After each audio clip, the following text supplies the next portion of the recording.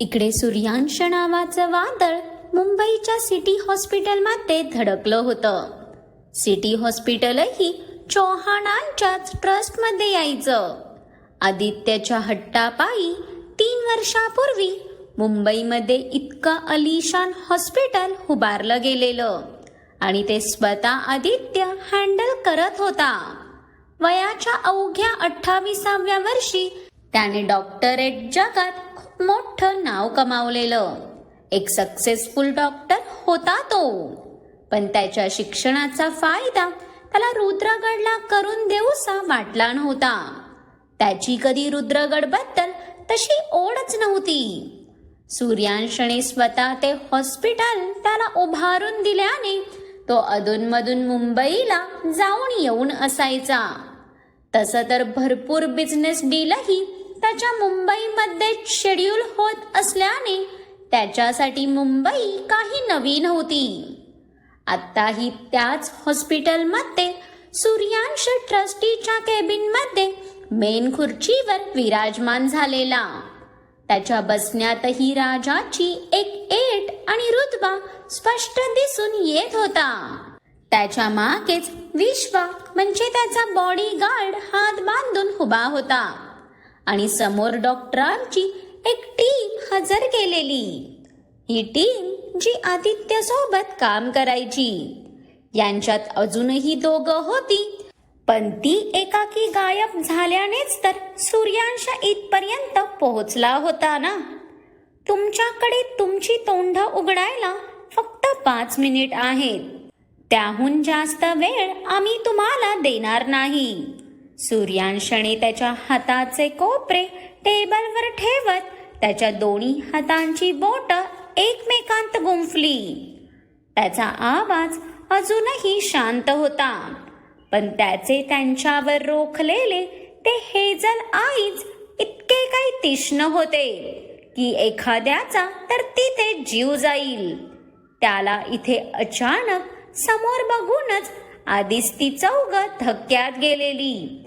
साक्षात आपला मृत्यू आपल्या समोर आलाय की काय असंच भासत होतं त्यांना.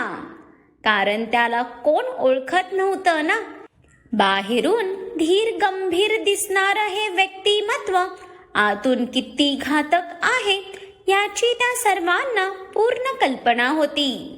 रुद्रगडचा महाराजा होता तो, ज्याची सत्ता भलेही रुद्रगडमध्ये चालत असली तरी त्याची कीर्ती आणि दबदबा मात्र संपूर्ण भारतात पसरलेला. राणासा ते आम्हाला काहीच माहीत नाही. त्या चौघांपैकी एक डॉक्टर घाबरून हात जोडत पटकन पुढे आला. त्याच्या चेहऱ्यावरूनच समजत होतं तो किती घाबरला आहे ते. त्याच्या थोबड्याचं निरीक्षण करत सूर्यांशने हलकी मान तिरकी केली.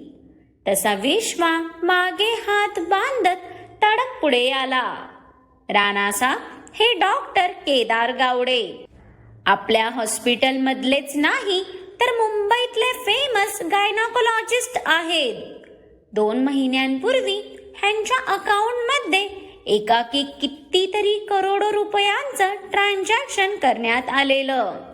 अचानक ह्यांनी एका हायफाय सोसायटीत असलेला स्वतःचा 3 BHKचा राहता फ्लॅट सोडून हे गिरगावच्या एका लक्झरियस बंगल्यात शिफ्ट झाले. ह्यांच्या अकाउंटमध्ये जे पैसे आले ते 2 सोर्समधून जमा झाले. एक हॉस्पिटलच्या कॅशियर डिपार्टमेंटमधून झालेत, ज्याची अमाऊंट नॉर्मल होती, आणि जी सर्वाधिक रक्कम ह्यांच्या अकाउंटमध्ये जमा झालीये ती चौहान फाउंडेशन ट्रस्टमधून झाली आहे. विश्वाच्या त्या सखोल अभ्यासाला बघून इथे डॉक्टर केदार सोबत बाकी 3 डॉक्टरही शॉक झाले. अवघ्या सेकंदात या माणसाने तर त्याची पूर्ण कुंडली काढलेली. पण केदारच्या अकाउंटला एवढे पैसे जमा झालेत याची बाकी डॉक्टर्सला काही एक कल्पना नव्हती. त्यामुळे ती तिघही डॉक्टर केदारकडे भूत पाहिल्यासारखीच बघत होती. पण इथे त्यांच्यापेक्षा समोर सूर्यांशची त्याच्यावर रोखलेली नजर आता केदारला असह्य व्हायला लागलेली. काही न बोलताही जणू तो खूप काही बोलत होता. तुम्हाला ह्याच्यावर काही बोलायचं आहे का? सूर्यांशची ती शांत पण तीक्ष्ण नजर जशी बाकी तिघांवर आली. त्यांचे पाठीचे कणे ताठ होऊन त्यांनी आवंडा गिळत पटापटा माना हलवल्या. सूर्यांशच्या त्या भारग्रस्त पर्सनॅलिटी समोर खोटं बोलणं त्यांना परवडणार नव्हतं. त्यांची उत्तरं मिळताच सूर्यांशाने एकदम हलकी मान हलवली. त्याच्या मानेची मोमेंट इतकी हळुवार होती की त्या समोरच्या चौघांना ती दिसलीही नसेल. पण विश्वाच्या चाणक्य नजरेने ती बरोबर हेरली. लहानपणापासून तो सूर्यांशाच्या सोबत होता, त्यामुळे त्याला आपल्या रानासांच्या प्रत्येक ॲक्शनचा अर्थ बरोबर समजायचा. तो तडक त्या बाकी तिघांना घेऊन बाहेर पडताच आता मात्र इथे केदारचे धाबे दणाणले ना. कारण त्याला एकट्याला या वाघाच्या गुहेत सोडलेलं याचा अर्थ त्याचं भांड फुटलं होतं. रानासा, मला क्षमा करा. यात माझी काही चूक नाही. मी डॉक्टर आदित्याला समजावलेलं की हे योग्य नाही, पण त्यांनी माझं काहीच ऐकलं नाही. त्यांनी माझ्या तोंडावर भरपूर पैसे फेकले आणि त्या पैशांच्या मोहात मीही ह्या गुन्ह्यात सामील झालो. आता केदार घाबरून सूर्यांशाच्या पायातच पडला. माहित होतं त्याला की समोरचा व्यक्ती न्यायाला घेऊन किती कठोर आहे ते. त्यामुळे त्याच्याकडे खरं बोलण्या वाचून काहीच पर्याय नव्हता. मला सगळं खरं सांगायचं. जर एक जरी शब्द मागे राहिला तर पुढच्या सेकंदाला मी स्वतः तुझं डोकं तुझ्या शरीरापासून असं काय वेगळं करेल की ट्रस्ट मी, जगातला कोणताच डॉक्टर ते शिवू नाही शकणार. सूर्यांशच्या त्या थंड धमकीने इथे पूर्ण केबिन मधलं वातावरण अगदी गोठून गेलं. तो डॉक्टर तर तिथेच धिजला. त्याने एक नजर मान उचलून वर पाहिलं तर सूर्यांश पायावर पाय टाकून अजूनही त्याच एटीत बसलेला. त्याची नजर त्याच्यावर नसून समोर कुठेतरी स्थिर होती. पण त्याचा तो गंभीर ऑराही एखाद्याला धडकी द्यायला पुरेसा होता. ते एक रात्री डॉक्टर आदित्य कोणा मुलीला बेशुद्ध अवस्थेत घेऊन माझ्याकडे आलेले. त्या रात्री माझी नाईट शिफ्ट होती. ती मुलगी कोण होती हे तर मला माहीत नाही, पण डॉक्टर आदित्यने मला बोलता बोलताच इथे डॉक्टर केदार यांच्या घशाला कोरड पडली.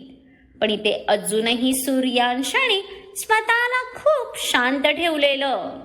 त्याला पूर्ण सत्य ऐकायचं होतं. त्याला आदित्यावर काहीसा संशय तर आला होताच, पण तो खरा नसावा इतकीच काय ते तो प्रार्थना करत होता. त्यांनी मला त्या मुलीची कृत्रिमरित्या गर्भधारणा करायला लावली. ती मुलगी बेशुद्ध असल्याने मी आधी तर नकार दिला, कारण नक्कीच तिला ह्या गोष्टीची काहीच कल्पना नसणार इतकं तर स्पष्ट होतं. पण त्यांनी तो डॉक्टर बोलता बोलता पुन्हा थांबायला. पुढच्या क्षणाला त्याच्या छातीवर इतकी काही जोरदार लाद बसली की तो हवेत उडून थेट डोअरच्या बाजूला असलेल्या टेबलवर जाऊन आदळला. त्या एका प्रहारासोबत त्याच्या तोंडून रक्ताची चिरकांडी बाहेर उडाली आणि त्याने त्याच्या छातीवर हात दाबून धरत वर बघायला. आता मात्र त्याचे डोळे मोठे झाले, कारण त्याच्या समोर सध्या साक्षात त्याचा मृत्यू येऊन उभा ठाकलेला. सूर्यांशच्या डोळ्यातला तो धगधगता राग आणि फुललेल्या श्वासासोबत त्याचे फुगून वर आलेले ते भारग्रस्त मसल बघून इथे आता डॉक्टर केदारचे फेफडे घशात आले. मगाचपासून जे व्यक्तिमत्व शांत होतं त्याला आता एका स्वापदासारखं फणकारताना बघून त्याला तर त्याचं मरण अटळ दिसत होतं. सूर्यांशने त्याचा जबडा आवळत पटकन त्याच्या खिशातून फोन काढला आणि तो पुन्हा मोठे मोठे श्वास भरत केदारकडे यायला त्याने तर भीतीने अंग आकसूनच घेतलं. काय त्या मुलगी या होत्या? त्याने त्याच्या मोबाईलच्या स्क्रीनवरचा एक सुंदर असा फोटो केदार समोर करताच इथे केदारचे डोळे भीतीने मोठे होऊन त्याच्या कपाळावर दरदरून घाम फुटला. हा फोटो राणासांच्या स्क्रीनवर काय करतोय ह्याचंही त्याला क्षणभर भान राहिलं नाही. हो, ती हीच होती. बस त्याने इतकं सांगायला उशीर की ते पुढच्या सेकंदालाच त्या डॉक्टरचा गळा सूर्यांशच्या हातात दबोचला गेला. तुझी हिम्मत कशी झाली आमच्या राणीसांविषयी तू तडाकने बोलायची? तुला माहित आहे या कोण आहेत? या आमच्या राणीसा आहेत, आमच्या अर्धांगिनी, ज्यांच्या सोबत कपट करून तुम्ही त्यांचं आयुष्य बर्बाद करून टाकलात. त्या नाजूक कळीला कल्पनाही न देता कुस्करून टाकलात. सूर्यांशचे डोळे आता अक्षरशः अंगार ओकत होते. त्याने दाबून धरलेल्या त्याच्या जबड्यामुळे त्याच्या नजरेतली ती धगधगती आग अक्षरशः त्याच्या पूर्ण चेहऱ्यावर उतरलेली. पण या रागात त्याची केदारच्या गळ्यावरची पकड इतकी घट्ट झालेली की त्याचे डोळे पांढरे पडून तो अक्षरशः माशासारखा तडफडत होता. कारण सूर्यांशने त्याचा गळा इतका घट्ट आवळलेला की काही सेकंदातच त्याची हालचाल मंद झाली. तरी सूर्यांशची भडक नजर त्याच्यावरच घडलेली. त्याला त्याचा राग आवरणं आज शक्यच नव्हतं. आता तर तो डॉक्टर जीव सोडायच्या मार्गावरच होता की इतक्यात आत आलेल्या विश्वाचं लक्ष त्याच्याकडे गेलं आणि क्षणभर तर सूर्यांशाचं ते रूप बघून त्याचं शरीर जागेवरच स्थिर झालं. पण जसा त्या डॉक्टरच्या कणहण्याचा आवाज त्याच्या कानावर पडला तो घाबरून पटकन पुढे आला. राणासा, अहो सोडा त्याला, तो मरून जाईल. त्या डॉक्टरचे पांढरे पडलेले डोळे बघून विश्वाचीच दातखिळी बसली. नाही विश्वा, आम्ही ह्याला सोडणार नाही. याचा मृत्यू तर आमच्या हातूनच लिहिला आहे. सूर्यांशाचं हे महाभयंकर रूप बघून विश्वाला त्याला कसा अडवावं तेच समजेना. राणासा त्याचा जीवच घ्यायचा आहे तर आम्ही घेतो, पण तुम्ही तुमचे हात रंगवू नका. सोडा त्याला. विश्वाच्या तर अडवण्यासाठी सूर्यांशाचा हात पकडण्याचीही हिम्मत नव्हती. पण त्याचं ऐकून सूर्यांशने कसा बसा त्याचा राग ताबत त्या डॉक्टरला फेकून दिलं. तसा विश्वा तुरंत त्याच्याकडे धावला आणि त्याची नस चेक करायला तो फक्त बेशुद्ध झाल्याचं समजलं. विश्वा, हा मेला नाही पाहिजे आणि ह्याला आत्ताच्या आत्ता रुद्रगडला हलवा. इतक्या थोडक्यात मृत्यू तर आम्ही ह्याला देणार नाही. ह्याच्या त्या एका चुकीची शिक्षा त्याला मेल्यावरही लक्षात राहिली पाहिजे. सूर्यांश हात बांधून पाठमोरा उभा झालेला, पण फक्त त्यालाच माहित होतं तो आतून किती खवळला येते. सूर्यांशच्या सांगण्यावर विश्वाने पटकन त्या डॉक्टर केदारला तिथून हलवलं आणि तो त्याचा बंदोबस्त करायला स्वतःही बाहेर पडला. पण आता इथे सूर्यांशने मात्र हताश मनाने येत त्या चेअरवर बसून घेतलं. आणि पुन्हा त्याच्या फोनवरचा तो फोटो समोर धरला. राणीसा, चुकलंच ना आमचं. तुमच्यावर अविश्वास दाखवून, तुम्हाला वारंवार बेइज्जत करून आम्ही तुमचा स्वाभिमान दुखावला. तुम्ही आम्हाला किती समजवण्याचा प्रयत्न केलात, पण आम्ही कोणताही पाठपुरावा न करता तुम्हाला गुन्हेगार ठरवून मोकळे झालो. आम्ही तुम्हाला समजूच शकलो नाही. कसं आता तुम्हाला आम्ही फेस करू राणीसा? कसं तुमच्या या टपोऱ्या नजरेत आम्ही नजर मिळवू? सूर्यांशची नजर त्याच्या फोनवर असलेल्या राजनंदिनीच्या फोटोवर खिळलेली. तो तिचा लग्नाआधीचा फोटो होता कदाचित, कारण त्यात तिने सिंपल असा ड्रेस घातला होता आणि तिच्या गळ्यात नाही मंगळसूत्र होतं, नाही भांगेत कुंकू, पण ओठांवर निखळ हसू होतं, अगदी निरागस असं हसू. इकडे महालात रात्रीच्या जेवणासाठी पूर्ण कुटुंब एकत्र जमलं होतं, पण सूर्यांशची ती खाली चेअर राहून राजनंदिनीचं लक्ष वेधून घेत होती. हे निर्दयी राजे आज कुठे राहिलेत? अजून आले कसे नाहीत? नेहमी तर ह्या वेळेत ते येऊन जातात. मग आज काय झालं? नंदिनी तिच्या मनात तिच्याही न कळत तिच्या राजेंचा विचार करत होती. त्यावेळीला तर हेही समजत नव्हतं त्याने तिला कितीही दुखावलं तरी तिचं भाबडं मन हळूहळू त्याच्याकडे ओढ घेत होतं. नंदिनी बेटा, तुम्हाला हे जेवणही नको आहे का? तिला ताटात फक्त चमचा घुसळत तिच्याच विचारात हरवलेलं बघून मासाहेबांनी तिला आवाज दिला. तशी तिची तंद्री तुटली. नाही मासाहेब, हे ठीक आहे.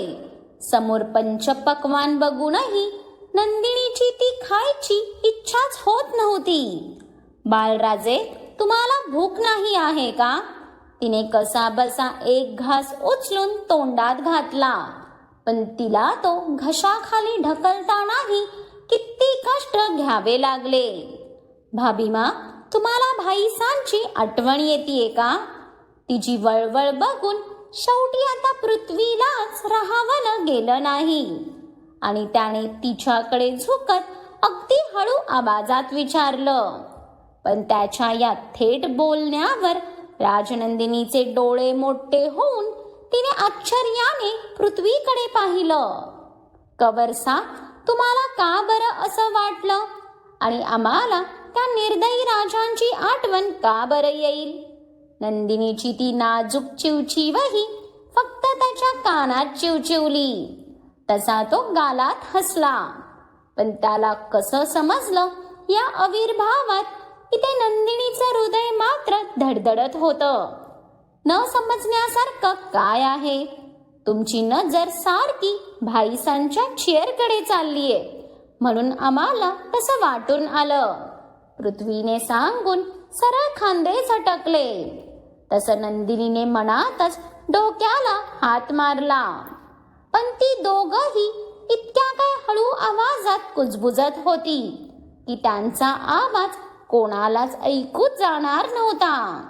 छे ओ कवरसा, आम्ही फक्त ती चेअर बघत होतो.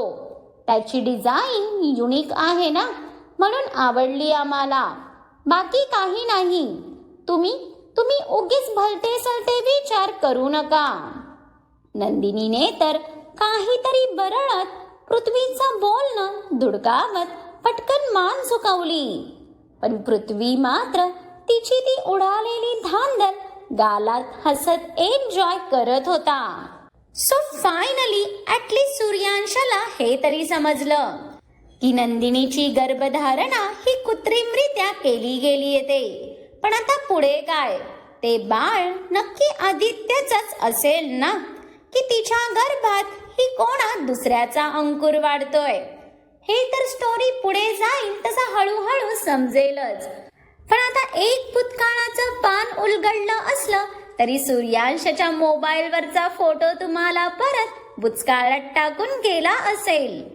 त्यासाठी आता ही स्टोरी अजून इंटरेस्ट देऊन ऐका, जेणेकरून तुम्हाला या स्टोरीचा प्रत्येक भाग समजून जाईल.